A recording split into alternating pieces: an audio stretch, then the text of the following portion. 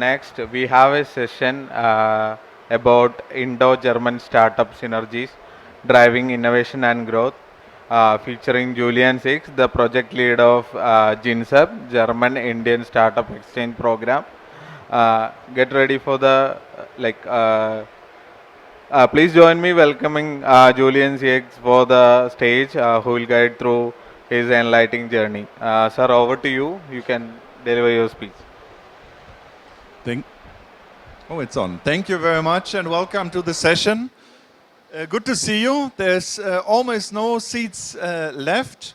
I would like to take you through some of the slides that I have prepared and discuss a few things with you. We can also make it more of an interactive sessions. I'm not sure if there are mics here to also ask the audience. For me, first, it would be interesting to know, first of all, am I audible? Is everything good? Can you hear me? Interesting to know what the audience is like. So who of you are founders or work at a startup? Yeah, looks like many of you or half. Who are from a corporate side? Okay, very few. Enablers or incubator, accelerator, university, incubator. Okay, so quite a, or government. One, I see some familiar face here in the front. Okay, so quite a mixed group. Of the startups or also the other enablers, how many of you are active with your business internationally? Some of you, okay. Any experience with Germany? Okay, some experience with Germany as well. Great. So that helps me a lot to get an understanding of the audience, of the participants. I also want to mention we have roughly up to an hour, actually 45 minutes planned. So I have like a presentation of some practical experience. And then at the end, we have time for questions, answers, and I'll be also around to speak to you individually. So why don't we get started right away? A few words about my personal background. So I'm Julian, I'm German. I was actually born in East Belgium. So I understand quite a bit of the European, Western European landscape, their business landscape, and also culturally. We'll talk in a bit about it, why that also matters. And I've been working with India for the last 10 plus years, 5 years out of this in India itself. I lived in Pune and I lived in Delhi. And since then I've keep on traveling a lot. So my specialization is really between India and Germany and startups. Recently also ventured into the space of working with talent, working with Indian talent and also from other countries. If you're working for an organization that is working with talent, with Indian talent and wants to for placements abroad, you can also approach me after the session. In this session I'll talk about Germany from a startup perspective. For what does it take? What are the challenges for you to explore Germany, to do business in Germany? And in this presentation, I would like to cover a little bit about GINSEP itself, the German Indian Startup Exchange Program, and then the knowledge part, the most important part, how to enter the German market, just that we are on the same level, and talk about the 5 challenges. We categorize them in 5 challenges that we see are very important. And of course, as an encouragement, motivationally, the recommendations based on these challenges, what we see, how you should tackle it, how you should approach it. And then, as I said, the last part, we have time for question and answers as well. So, GINSEP itself, German Indian Startup Exchange Program, the program exists for the last 6 years, and we are an ecosystem builder, implemented through 2 companies, one based out of Berlin, one based out of Bangalore. For us, it's very important we believe that it doesn't work if you're just there in one country and think you can do something, be active in the other market. I'll also talk about that later. It's very, very important to be present, physically present, to have your taps on, your foot in the other market, to really understand what is going on and what is happening. We focus on inbound and outbound. We support Indian startups. So now when I'm in India, of course, I'll talk to a lot of startups and other ecosystem players on startups and to support them, how to support them to enter the German market, to do business there. But we also support from the German side to bring India and not only the market, but also the talent, the innovation, the great ideas on the radar of the Germans. That is quite a challenging task. The Germans focus a lot on the German market, on the European market, and then if outside of Europe or outside of the European Union, they love to think of the US. So India is not really so much on the radar. It might be on the radar once India is, as an economy, overtaking Germany very soon. So, so it's just a matter of time. No, but jokes aside, this is really something that the Indians will experience in Germany. It's changing now, so that is the great news, but it's really a challenge from the Indian side because the Germans don't think of India as the next market for them to venture into, right? So that is just something on the front, what we are doing in Germany a lot, to also focus and sell India, promote India and the opportunities that are there. I'll be talking about this a little later on. We focus mainly on market access, that is, as I said, like our main market entry, roughly 80%. Then we focus a little bit on the talent part. I also just mentioned this. And we have also capital. That is, we do not invest. We have a bunch of investors in our network that have invested abroad or are interested in investing abroad, German investors, or certain other government schemes that are also there to support startups. But the market access part is definitely our main focus.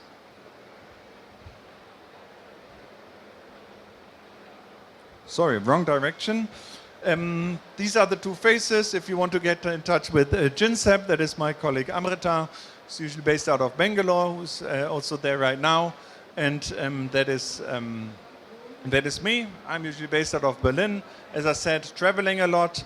And I mentioned the reason why I also travel a lot. That also means within Germany, because Germany and Berlin are two different things. It might be the capital, and it might be a really attractive place. I love the city, but if you do business, then definitely you have to also look beyond the capital. That makes it very different from, for example, the UK or France, the other two biggest economies in Europe. Because there, usually when you do business or want to enter the market, of course, you choose the capital as the destination, and with Germany that is really different. I'll also give you some examples of that later.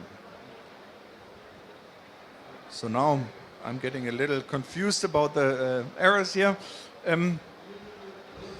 About GINSEP itself, an ecosystem builder, a platform where we want to bring together all kind of actors, support organizations, of course, the German and Indian startups, talent investors, corporates, lots of incubators that are more particularly in different regions, have access to the local startups and expertise through mentors as well, but also associations. So basically any organization under the sun that wants to be part of the Indo-German startup ecosystem. Over the last 6 years, we worked with more than 1,500 startups. When we say we worked, these are startups that joined us in our workshops, that joined us in our events. And what are the results? The most important is for everyone to understand we supported more than 75 startups to do business in the other market over the last years. So this is basically the number of company setups and corporations that we enabled through our work. We have an expert network of 100 plus GINSEP ambassadors, and as I said, this large partner network. This is just a selection of some of the different companies, from government to corporates that we work with in different events, associations. This just as an idea.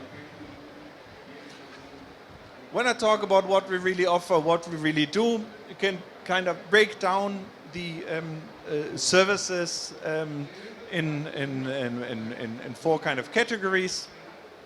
For individually, we work individually with startups to support them.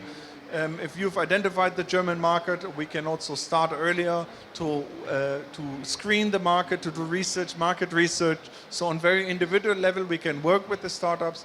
This is for startups that are ready to go abroad, that are ready to, they have some budget allocated and say like, I'm really sure I want to enter the market and now I'm convinced and really want to do this. So this is on individual startup support.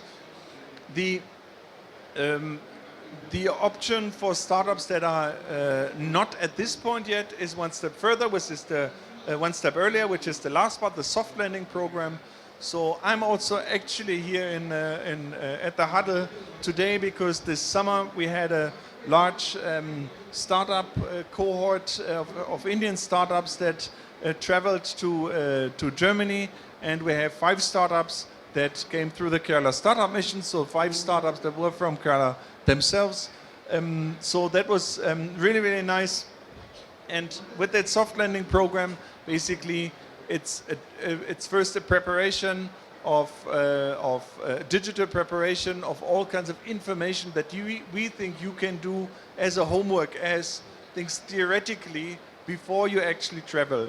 We see many delegations happening where it's nice to join a delegation and attend some event and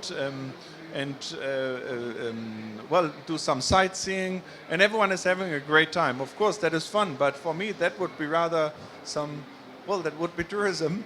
And what we think, it should be much, much more business focused. So we want to do whatever we can. We want to do that online.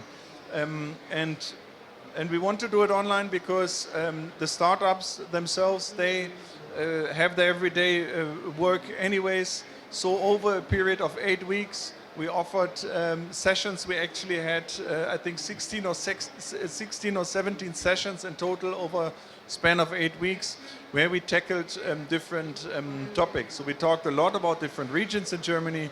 We talked a lot about regulations. We talked about intercultural aspects. So basically, all the things that I'll try to cover now in 15, 20 minutes, we'll cover in 17 sessions. For the startups to prepare, to be ready. So basically, all the questions that they might have before should be answered, so they can really get with all that information ready and travel to Germany and attend an exhibit at a trade fair there. So this is also something, the soft landing program, that we will be offering next year for different batches. And if you're interested in that, just reach out to me afterwards, and we can put you on the list and keep you posted about when the call for application is open. Just a few words about the 2 other ones, startup sourcing. So we screen markets to get an understanding of the markets for some of our clients in that way.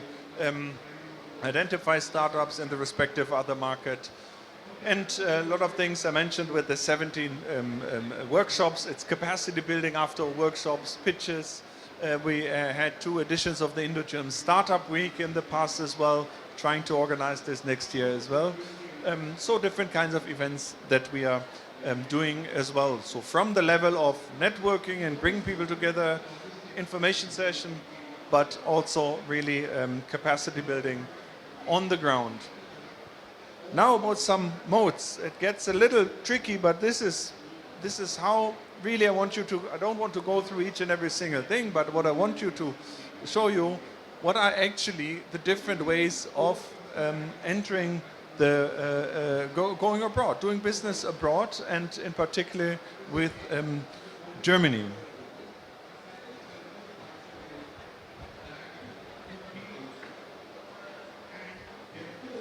We categorize them in 3 options: export, cooperation, or direct investment. At events like this, I get approached a lot, like, yeah, I want to do business in Germany. Of course, everyone sees a different market, wants to do business. That's great. You always want more clients. Unfortunately, it's not that easy. The easiest option seems to be export. You don't have to go there. It's not usually not that much investment. If you have someone that is distributing there in the other market, fantastic. If that works for you, it's a very, very direct approach. What is the challenge for this? The challenge, if anyone wants to say, we also have a mic here, so if you want to contribute something, please raise your hand. The challenge that we see is that you don't really have access to the market. You don't really know what is happening. You're totally relying on your distributor. Or how do you do business development? By sending some cold emails and LinkedIn messages. We rarely see this succeed. So while it works in individual cases, you can consider yourself lucky, but this is, if you're serious about entering that market, this is usually not a good idea. This is not explicitly the case for Germany, but many German companies that want to do business in India, they're suffering, they're facing the same challenge. Why do many companies still choose this approach? Of course, with digital products, it's much easier, but still, you're not there, you're not present. You really cannot meet potential clients and get a feel of the market, of the people, of the challenges, of the problems that they're having. You're trying to understand it from outside. And the same must agree, if you're based out of Trivandrum and want to do business throughout India, how do you do business in the north? Well, you need to be there, right? So the same on the India scale, of course, applies even on a different level to the German scale or the European scale. So the other option, cooperation, and within cooperation, yes, one can say like through distributors, also kind of a cooperation, but distributor is just like, well, can you distribute it for me? We talk more about something on a joint venture or licensing model. Cooperation can be particularly for startups that is interesting if you have complementing products, if someone is working on, or if you have other startups that are working on the same solution, or they're working on the same problem, and maybe you have really kind of different solutions and that could complement each other. So we see great opportunities to also develop products together. Of course, these companies you don't usually just meet online, but you also meet in person to build relationships, to build trust. And another advantage of a cooperation with another startup or with another corporate or can be research institute. Germany is, of course, really known for its premium research institutes. Completely always depends on what you're working on. This is why I'm staying on a very general level here. But another advantage of this cooperation is that you can access the markets through each other. So basically, the German counterpart would be responsible for the German market, but here they can access the Indian market through you. So that can be a big advantage and big benefit for you in that way. And of course, you can share resources, use competitive advantages. Also advantages of maybe you have a certain team that is doing certain development of that product here because it's more cost effective, and do certain other things in Germany. So you can play around and are more flexible with this, so that can be very attractive. The big challenge about cooperation, finding that right partner, right? So they usually don't do that on through some database, but you got to start somewhere. I'll talk about that a little later. The third option, and then I'll stop with all that theory here. Third option, it's about the direct investment, to really set up your subsidiary, your equivalent of the private limited here. You incorporate in Germany itself. Of course, cost intensive. It's not like you just build something with a few thousand rupees and then, just to incorporate and then let's see where it goes. No, you really have a longer term plan in mind. This is also about how the German culture works. You really have to have a long vision of how to establish it, invest certain things upfront, really build it on a long term. this is where lots of culture clash happens, why it's very difficult for Indians also to do business over there, because you really need to be decisive about, yes, I really want to do business there and I'm willing to invest over there, and things will take longer. That is also something I'll be sharing about the culture part later. But the advantage about the direct investment, about your own office, everything is under your control, in your own hands. You can really decide how to do it. And a big, big thing is the trust from the German side, from the potential customers, is much, much higher.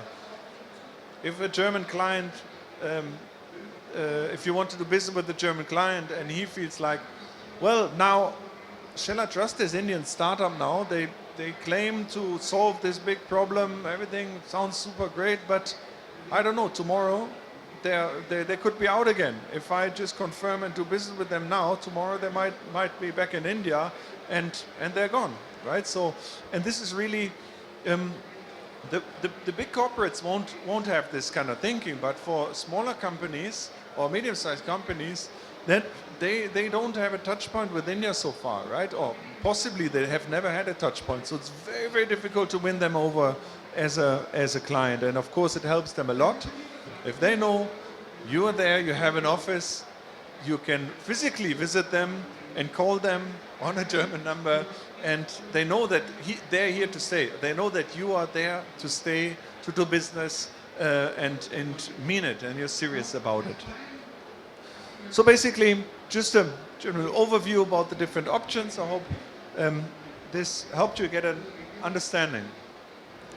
Still, when it comes to many, many questions arise when you're thinking about setting up and doing your business there, right? It sounded probably convincing, let's do this, but many, many other things arise, many questions might arise.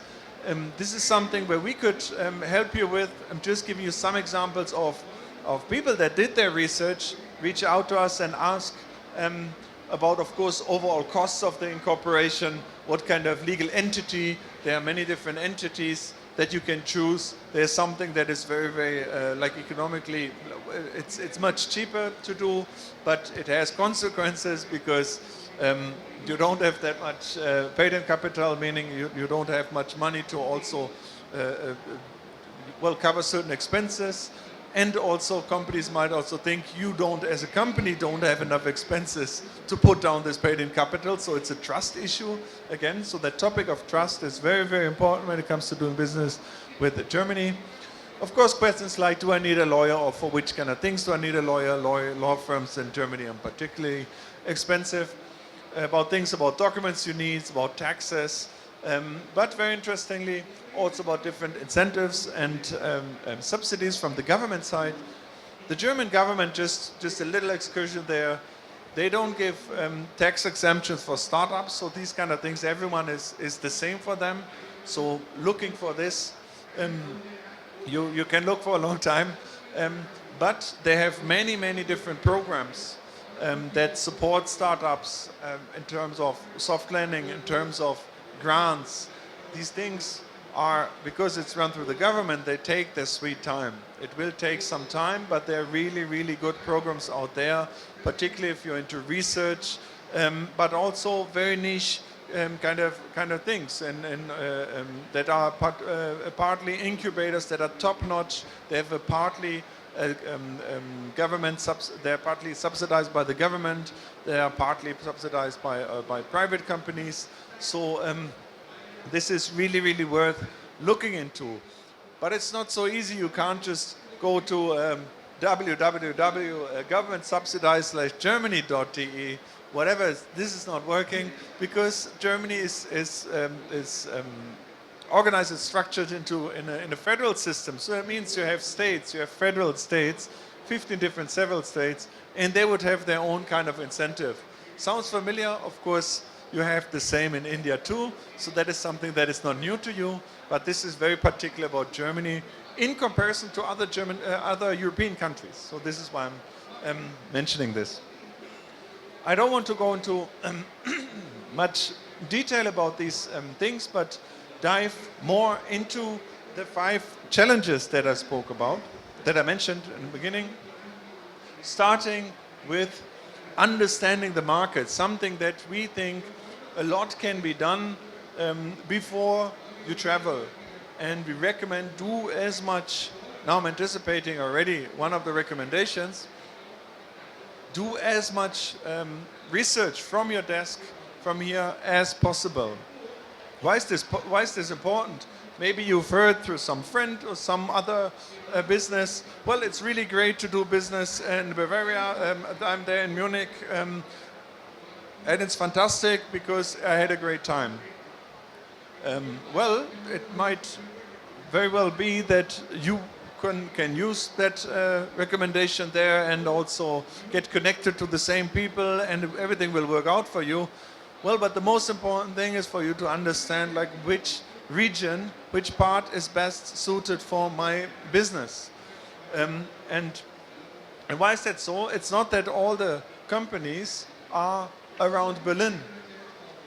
Berlin, in case you're not that familiar, is here. So that doesn't really look like where most of the biggest or the most famous German companies are. And you can see, yes, they're much, much more in this part and less in the central or the former eastern part. But they're pretty distributed from Bavaria, Baden-Württemberg, so I'm mentioning the different states now, North Rhine-Westphalia, Hesse, and even Lower Saxony or Hamburg up there. And that is really important to understand. Just to give you an impression, these might be not relevant at all for you and for your business, but just to give you a visual understanding that it's very important to look at the different regions in Germany and what's in it, basically to understand how you could benefit from it as well. A very interesting initiative, that is why I've also included that here, is the DE Hub initiative. So it's for startups. Their support, these are startup hubs in different cities. I'm not sure if you can read it, but you have here in Hamburg, for example, logistics. That is this one. You have in Potsdam, close to Berlin, you have a media tech hub.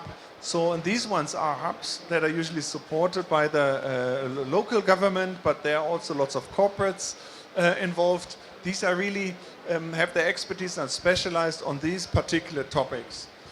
That does not mean that, for example, here it says Karlsruhe AI. That does not mean if you're an AI startup, you should only look at Karlsruhe, but it gives you some idea where there is a cluster of different organizations that could be extremely relevant for you. And this emphasize again, so it underlines the importance of really the expertise of the different regions or the advantages of individual regions. So they have some strength, and that means they might be less good in other fields, but that it's really important to look at the different regions where you can do your research about it. So research about why and where to go to answer why Germany. Is it because it's a huge market, or is it because there could be there's your potential clients because there's a particular problem that you solve that is particularly prevalent in Germany? Is it because you have identified a number of clients in comparison to other European countries that therefore Germany is particularly attractive to you? I'm mentioning this, it sounds really obvious actually, that question asking why Germany, but many times I've been even approached as like, okay, no, I want to go to Germany, so I'm asking why, and then people fail to really answer why. It's like, no, I've heard they do premium products, it's really good and big economy. Well, if that's enough for you, I think you really, really have to answer that why question, why Germany is really good for you as a first step. And then together with this why research, doing research on the different regions in Germany that can be best suited for you. And just as to add here, from GINSEP side, we work with different players in different regions, so really, really well connected to the hubs over here. and also to different players, well, in the different geographies, from government players to corporates. Then again, I talked about the different organizations. That is why there are also our partner organizations are in the hundreds, because, well, we need to be established across India and across Germany. There's always scope for improvement, but this is why we also need many organizations in our network that we can reach out to. For example, if you ask, like, well, I've got someone in Southwest Germany, I'm interested there.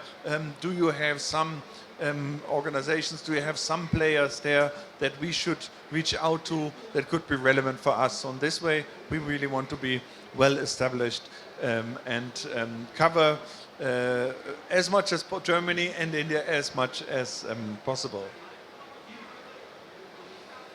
I mentioned, or earlier we established that cooperation is cooperation with other startups or corporates in Germany is a good approach, but also, even if you want to do your own setup, of course, you need a good partner or partners for certain things that you need to do there. This starts, of course, with a company setup, but also someone for sales or hiring right people there, or the product development. And probably you also, you know it, someone is approaching you and telling you, well, I can solve this problem for you, I'll do the accounts for you, I'll do this for you, I'll do recruitment for you, I'll do legal things for you. And possibly the first person you meet might be the best fit, but, well, you want to do your research, you should compare, right? So in particular, when it's about an unknown market, you should not necessarily trust the first person that you meet, although they claim they might be the best and cheapest and whatever one, but it's always good to do research on this part as well, particularly when it's, like I mentioned, an unknown market, because they feel right away that you have no clue about that market, or they feel if you are not prepared and don't know anything about charges, if they tell you, well, to set up the company, it will be 20,000 euros, you have you can't verify it, right? So for this research, talk to people to find right partners and build that network with it. Of course, that is also something that we can provide with GINSEP as well. Another challenge number 3 that we see is that lack of mentorship. Mentorship also through certain partners, through maybe an incubator that is specialized. It can be an individual person, but it can be, as I said, also through organizations to really get a better understanding. You might have to adapt your business model for Germany, right? I don't want to get into details because we speak on a very general level here. Product market fit, something that you can sell here, or maybe you're selling it somewhere already in the US. That you might not be able to sell it the same way in Germany. You have to fit it really to the local market, see the needs there, pricing model. So basically the entire go-to-market strategy is really something that needs to be done.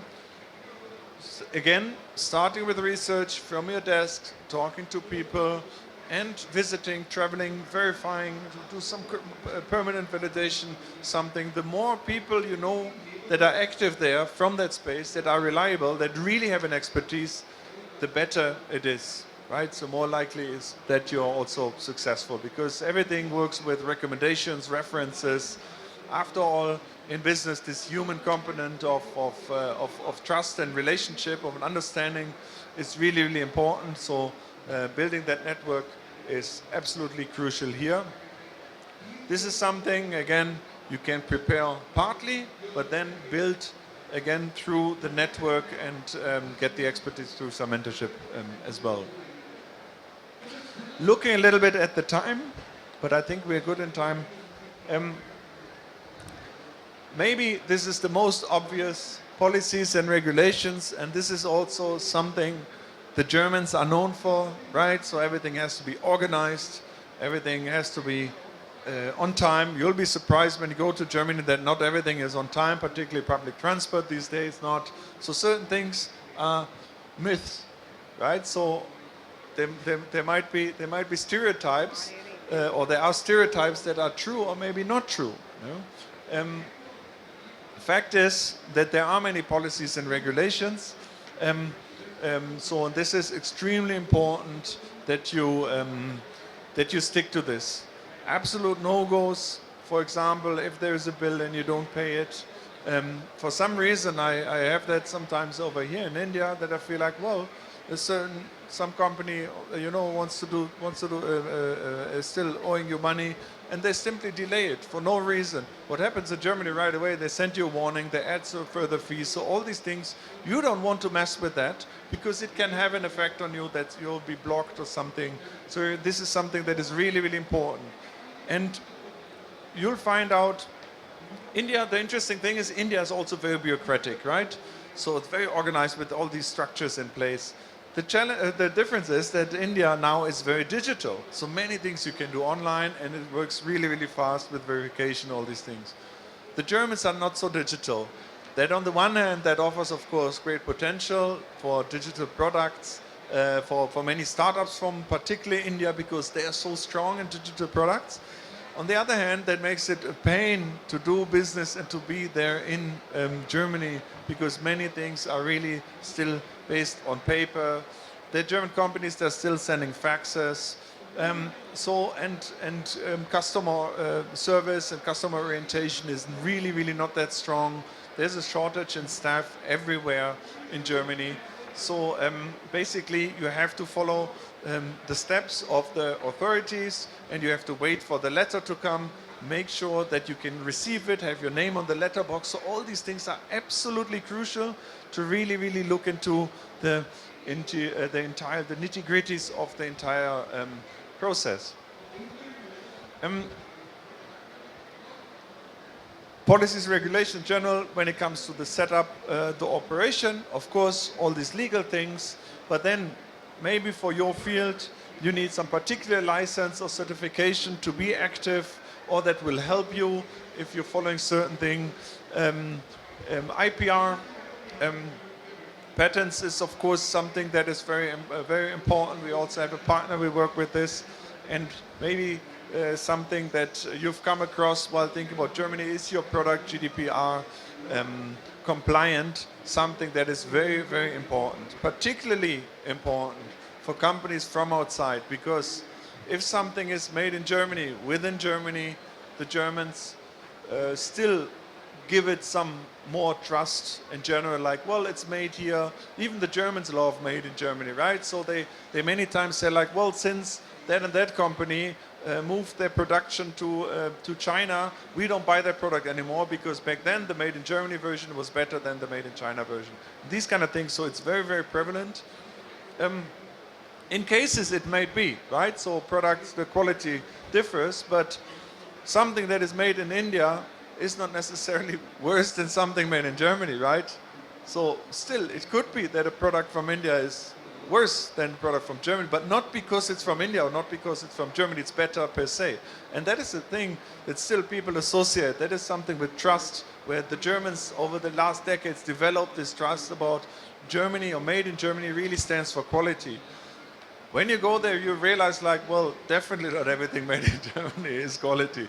You know, so things are changing, but the trust is still there. And on a thing that is a challenge for the Indian side, the trust that made in India stands for good quality, that is not there at this point yet, right? It's changing. More and more know like, well, there are products, there are service providers from India that are really, really good. Other countries really have understood this. In many Western countries, it's not there yet. I think I speak for entire Western Europe. In the US, they've understood this. But also because Indians are active in the US for much, much longer than they are active in Germany. So it's also a matter of time. Just give it another generation, and right, time is really working in your favor there. This is just a little excursion about this trusting, about the about GDPR. No, but that makes it even more important for you to really stick, to be really a good example as a company, to do everything in a very, very proper way. No jugaad, no chalta hai attitude, that it's not going to take you anywhere. It's really, really important that you do everything up to a very, very good standards and stick to everything. That right away, no need to answer them, or they should not wait for them to ask you about GDPR compliance. No, but everything you make sure that it's top notch. You looked into everything. That is absolutely important. Of course, if you're active in some other international markets, you have considered this already, might not be new to you. I just want to really stress that this is one very important part. Policies, regulations, also HR related. It's very important in Germany, you have to pay your employees in time, else you might face quite some issues from the authorities. So the German authorities are very, very strict on all these kind of things that are time related.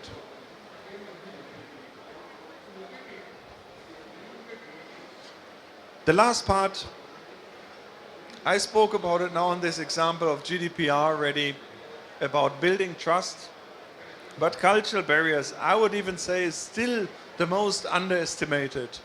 The most underestimated challenge by doing business between cultures that are so different, like the German and the Indian culture.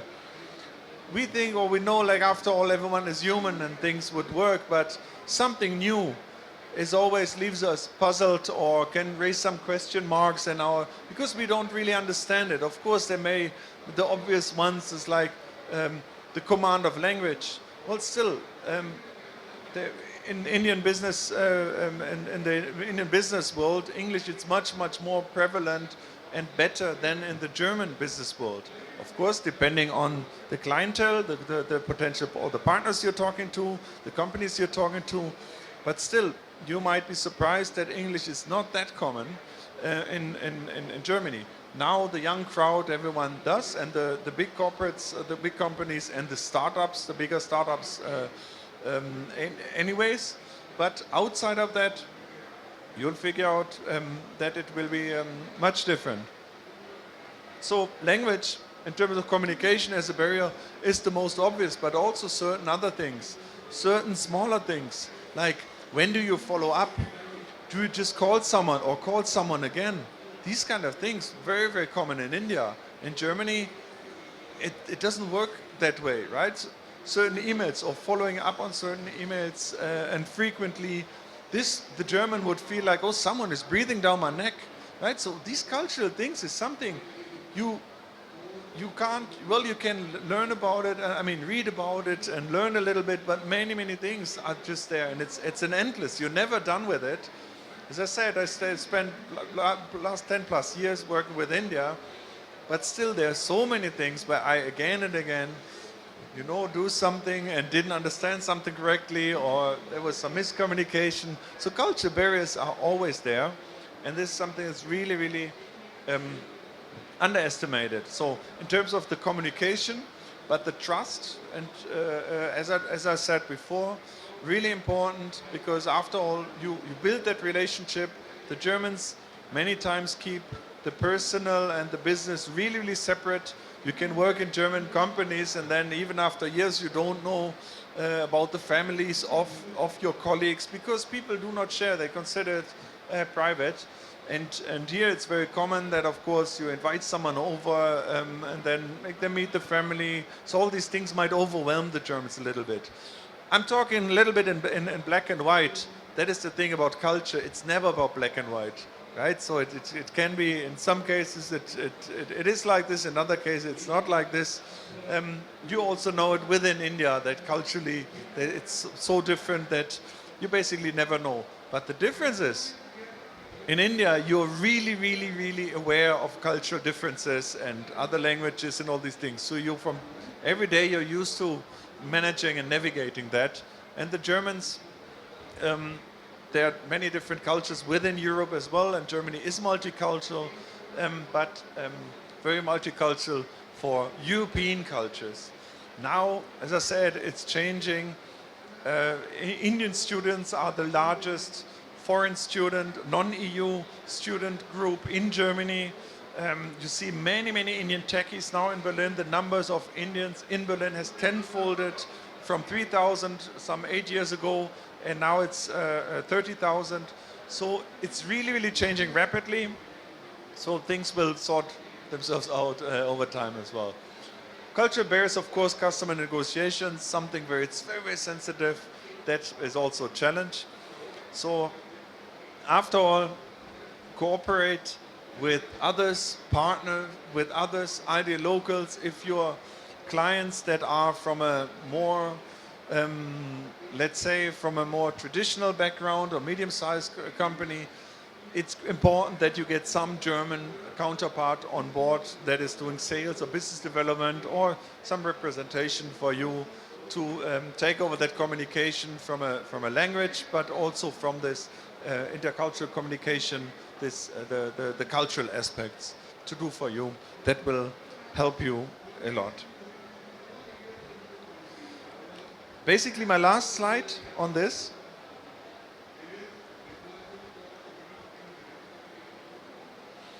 And then German as I am, I think we have in total 45 minutes, so that means 2 minutes left. So right in time, that makes me of course very happy. The recommendation based on what I said, and then I'm open to take some questions here from the audience or also afterwards individually. Whatever that is, let's talk about these 4 points. I mentioned them over here. I want to sum that up. Whatever you can, do your research. Do your research on the market, on the region, on different players that are relevant for you. And when I say players, of course, potential customers, other startups you can tie up with, research institutes. The regulations, maybe there's something that you can even benefit from, a certain regulation that is there. There might be something that doesn't even allow your kind of product because you would be doing something, I don't know, with data that GDPR is in the way. I don't know, I'm just mentioning different things, but whatever you can do from home, do your research there. And then build your network slowly over time. You can do it through online events, of course, that's a little more tricky, but still you can do it through online events, through some pitch events where you yourself can practice, can see. It's also important that if you're serious about it, you've done your research, you know, like Germany is the place, travel to Germany, spend some time there to get a feel of the culture, of the business culture, of how people are, attend ideally some different exhibitions that can be a startup event, maybe more traditional trade fair. Germany is huge in trade fairs. And there you can talk to potential customers. So that's basically the best way to really meet crowd and do some first business development. There, ideally, when you attend this exhibition, you've identified some of the players already where you can go and visit competitors. How are they? How is your product better? Actually, these things are very common sense, but we see many times that startups are still ill-prepared. Identify corporates, associations, other programs that are there, accelerator programs, many times that would be open for startups with great solutions. And then after all, again, the cooperation to overcome the cultural barriers as well, to be really ready and successful also in Germany.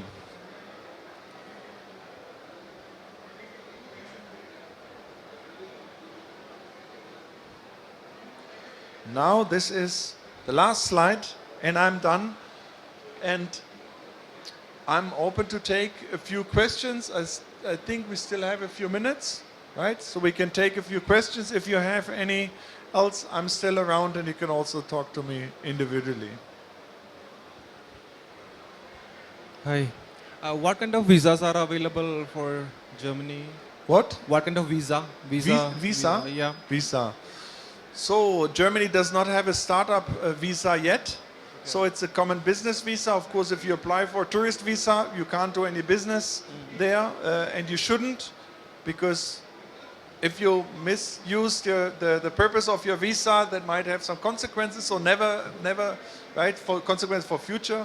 But there's a business visa, which allows you 90 days of entry within 180 days that you can apply. I think for Kerala, I assume you're based out of here. In Bangalore, the consulate is in charge for that. Is the right? It falls under the Bangalore jurisdiction, so you can apply there online. So it would be a business visa where you can, and their recommended is to really apply very early, because slots are very limited. There's quite some demand, so the processing takes lots of time to get the interviews or the slots for your visa application. Okay, sounds good. Thank you.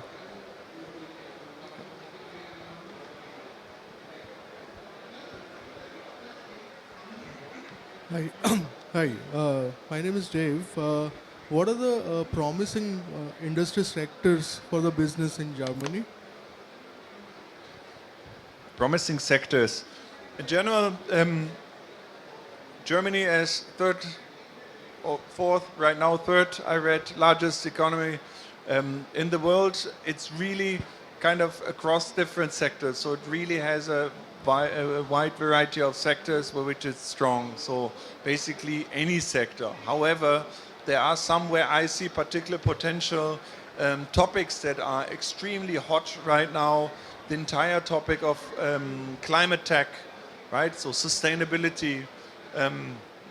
Under this also falls the entire topic of energy transition. When the Germans talk about energy transition, is moving completely to renewable energy, away from coal and nuclear. So Germany doesn't consider nuclear as green.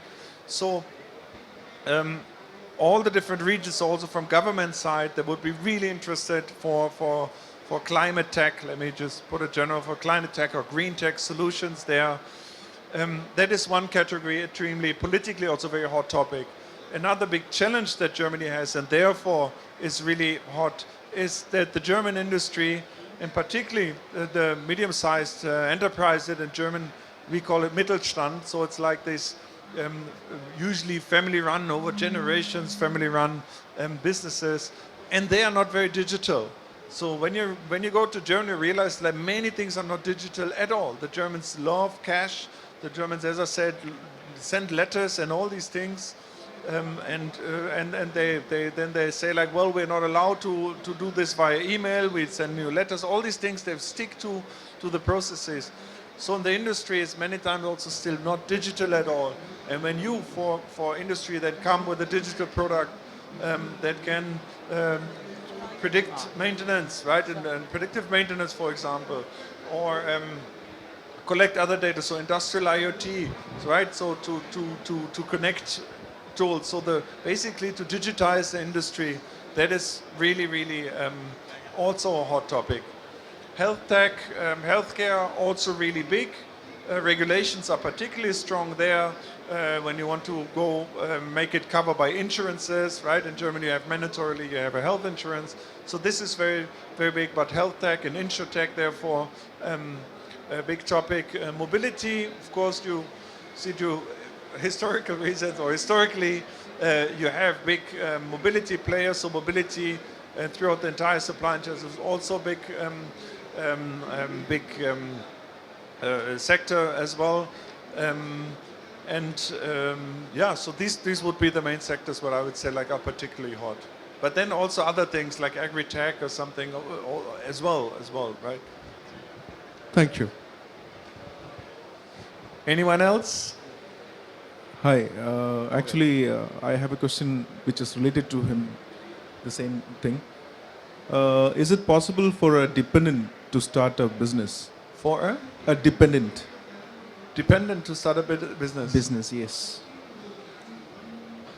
That is for a dependent to start a business. So basically a partner moved there already, and then what kind of visa category you would get? He will be a resident visa or a blue card holder.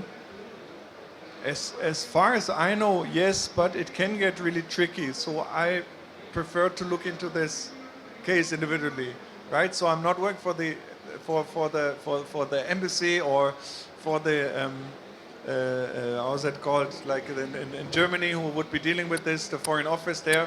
So there can be some challenges, but I also know quite some cases where things worked really smoothly. Thank you. Thank you.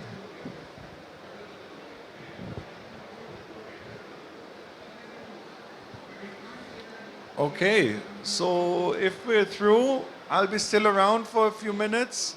Thank you very, very much for joining the session. I hope you found it insightful, you found it helpful. And please stay in touch.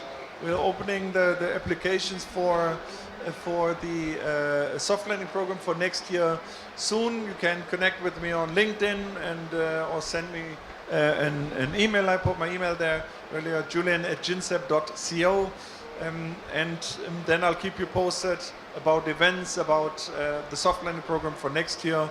And I hope to see many of you in Germany soon. Thank you very much. Yeah, thank you, Julian, for this wonderful session. On behalf of Kerala Startup Mission, I would like to present a token of gratitude.